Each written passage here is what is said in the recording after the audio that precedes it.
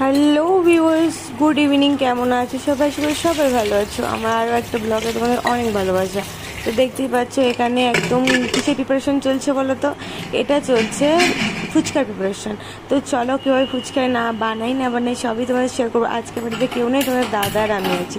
তো আমার একটু ফুচকা খেতে দিচ্ছ, দাদা বললো না বাইরে থেকে এনে দিচ্ছে। আমি বললাম না, বাইরের জিনিস খাবো না, বাড়িতেই খাই, কারণ তোমরা জানো আমি বাড়ির কোনো জিনিস খাই না। তোমার দাদার জন্য রান্না করতে হবে, তো ওই জন্য এখানে কাটাকুটি করে নেব।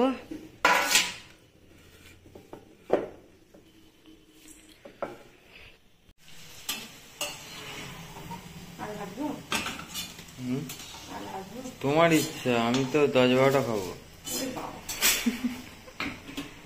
এগুলো দেখিয়ে না একবার, তারপরে আমার আলু অমলেট করবো, যখন তখন ভাজবো, তখন ফোকাস করবো। এটা আরে করলাম। হ্যাঁ, করা যাবে, অসুবিধা হবে না।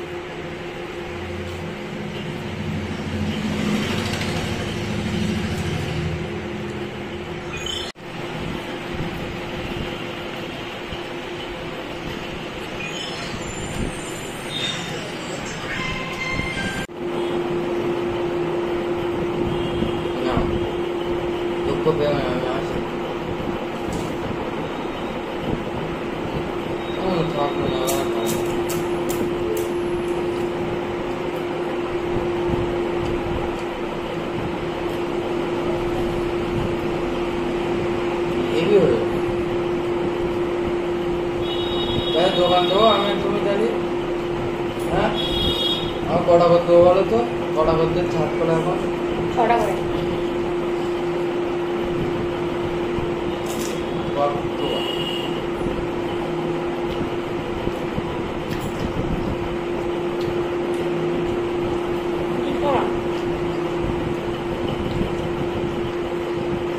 এইটাতে একটু বাড়ি দিতে হবে।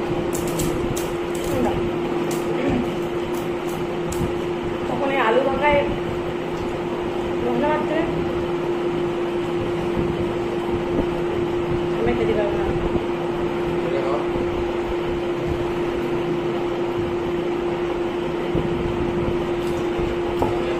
নমস্কার, না তো বসে থাকলি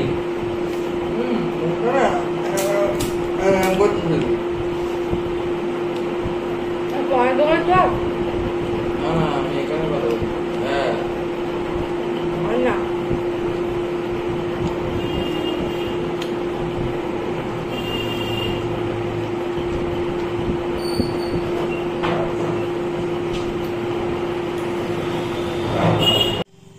তো এইগুলো আর খেতে পারিনি। এখানে টক জল বেশি হয়েছে, এইসব বাপি খেয়ে গিয়েছে। আর এখানে একটু আলু আছে, রাত্রেবেলা যদি খেতে পারে তো খাবে। আর এখানে বেশি নেই, 5-7টা মতো আছে। আর রান্না হয়ে গেলে রান্নাঘরের অবস্থা যেরকম হয় দেখো, একটুখানি খেতে গিয়ে এখন কতটা কাজ করতে হবে আমাকে। আর আমার বর তো যতটা উই পোকা ধরে, কিছুই করতে পারে না, তো ঝপঝপ করে। আর এখানে তরকারিগুলো একদম বের করে গরম করে নিয়েছি ফ্রিজ থেকে। তো চলো, 100 আনতে বলেছিলাম, এনে বসে আছে 200। খাওয়ার লোক নেই। এক গাদা বাদাম এনেছে, কটা আছে, ঝপঝপ করে রেডি করে নিই। এখন বসে বসে এইগুলো ভাজ করলাম। দেখতে পাচ্ছ কতটা কাঁথা সোনার, ওরা বাড়ি নেই, ওই জন্য জামা প্যান্ট ভাজ করলাম। আমাদেরও অনেক কিছু ভাজ করলাম, ভাল লাগছে না আর। তো আবার এখানে ভোর 4:30 দিয়ে ব্লগটা স্টার্ট করছি, কারণ তারপরে আর ব্লগ করা সম্ভব হয়নি। দেখলে কতটা বাসন মাজতে হলো। তারপরে রাত্রেবেলা শুয়ে পড়েছিলাম, দেন সকালবেলা ভোরবেলা উঠেছি। তোমার দাদা ডিউটি যাবে, তার জন্য রান্না করব। তো চলো ঝপঝপ করে রান্না করে নিই। কী রান্না করি না করি সবই শেয়ার করবো, কারণ তোমার দাদা আবার 2 দিন পরে ফিরবে। এর দাদার কিছু জিনিসপত্র যেগুলো দাদা নিয়ে যাবে। আর এখানে অলরেডি রান্নার দেখালাম না, এখানে 1 পিস মাছ ভাজা রাত্রের জন্য দেবো, একটু আলু ভাজাও দেবো সঙ্গে রাত্রে খাওয়ার জন্য। আর ভাতটা রাত্রে গিয়ে করে নেয়ও। আর এখানে সবজি দিয়ে একটা চিংড়ি মাছ দিয়ে একটা তরকারি হবে। আর এখানে আলু ভাজা অলরেডি হচ্ছে। আর মাছের ঝোলটা বেগুন দিয়ে ডাঁটা দিয়ে হালকা করে পাতলা করে ঝোল করেছি, কারণ ও আমার মতন একদম হালকা পাতলা খায়। ও শুধু মাছটা খুব কম খায়, একদমই কম খায়। তো যাই হোক, আর এখানে রান্না করছিলাম, আর এত শরীরটা ক্লান্ত লাগছে, আর মনেই হচ্ছিল না যে রান্না করি, বাট কী করবো, কাজ তো করতে হবে, নাহলে আর তোদের দাদা বলেছিল যে রান্না করতে হবে না, কিন্তু তাও আমি বলি মানুষটা গিয়ে আবার কষ্ট করে রান্না করবে, আর যদিও রান্না করতে পারে না তো ঠিক আছে চলো আমিই রান্না করে নিই। তো যাই হোক, এখানে রান্নাবান্না কমপ্লিট হয়ে যাওয়ার পরে দুটো ব্রেড দিয়েছিলাম টিফিনে, সকালবেলা ওখানে গিয়ে খাবে। আর চা যদিও খায় না, তাও আজকে চা দিয়েছিলাম জোর করে, ওরও ঠান্ডা মতো লেগেছে ওই জন্য। আর হলো ব্রেড দিয়েছিলাম, ফল দিয়েছিলাম, ওখানে গিয়ে পিনাট বাটার দিয়ে একটা জেলি মাখিয়ে দিয়েছিলাম, ওখানে গিয়ে ওটা খাবে। আর একটু ফল দিয়েছিলাম, কলা আম দিয়েছিলাম। তো যাই হোক, চলো ভিডিওটা কন্টিনিউ করো। সাবধানে যেও, আস্তে আস্তে বাইক চালিও, সাবধানে যাবা। তো তারপর তোমাদের দাদা চলে যাওয়ার পরে আমি মানে কি করবো, স্নান টান করে নিয়েছি, সমস্ত কাজকর্ম করে নিয়েছি। নেওয়ার পরে একদম শরীরটা এতটা খারাপ লাগছে, মেডিসিন ছিল ওটা বললাম খেতে হবে, তার জন্য বিস্কিট খেলাম, আমার ভালো লাগছে না, ব্রেডও খেতে ভালো লাগছে না, আর কিছু খেতে ভালো লাগছে না।